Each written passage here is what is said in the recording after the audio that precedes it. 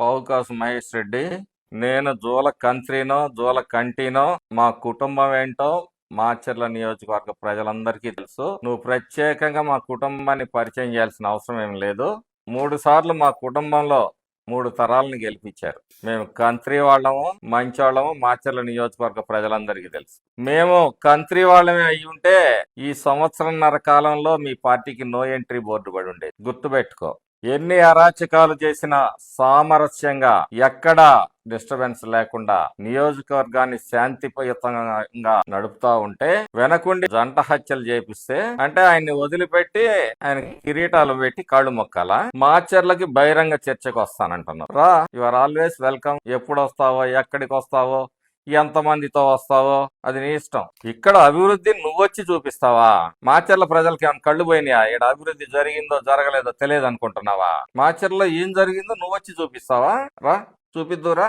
లెక్కలతో వస్తావా? రా, లెక్కలతో రా. నీ లెక్క తేల్చే పంపిస్తాం. ఇక్కడ ఎవడు నీ కూతలకి భయపడేవాడు ఎవడు లేడా. సాధింపులు, వేధింపులు, తప్పుడు కేసులు, అక్రమ వసూళ్లు అన్నిటినీ భరించి కూడా ఈ రోజు మాచర్ల నియోజకవర్గంలో శాంతిని కాపాడుతా ఉన్నాం. మీ పిన్నెల్లి రామకృష్ణారెడ్డి నాలెడ్జ్ ఎట్లాంటిదంటే ఈవీఎం కేసు పగలగొట్టిన కేసు ఎలక్షన్ కమిషన్ పెడితే మేము తప్పుడు కేసు పెట్టామంటాడు. అట్లాంటి పండితుడి తరఫున నువ్వు వత్తాసు తీసుకొని మాట్లాడుతా ఉన్నావు. ఇక ముస్లిం జంట హత్య కేసులు చెప్పాను. అడగండి, పిన్నెల్లిని అడగండి ఏం జరిగిందన్నా అని చెప్తాడు. మొన్నేమో అభివృద్ధిలో పిన్నెల్లి హైవే తీసుకొచ్చాడు, మా పిన్నెల్లి తీసుకొచ్చాడు అన్నావు.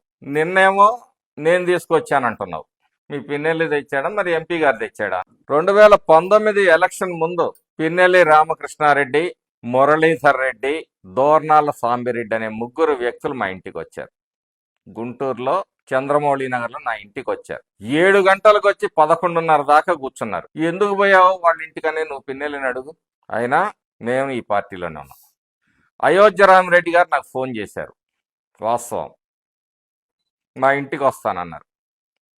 వద్దన్న పెద్దోడి పర్వాలేదు నేనే కలుస్తానని చెప్పి నేనే కలిశాను, మాట్లాడాను, నా నిర్ణయాన్ని చెప్పాను. నేను వస్తానన్నానంట, ఆయన రిజెక్ట్ చేశాడంట. మరి నా ఇంటికి ఎందుకు 4:30 గంటలు వచ్చి కూర్చున్నాడు? పక్కన మురళీధర్ రెడ్డి ఉన్నాడు కదా, యనమల మురళీధర్ రెడ్డి, దోర్నాల సాంబిరెడ్డి ఉన్నాడు, కనుక్కోండి.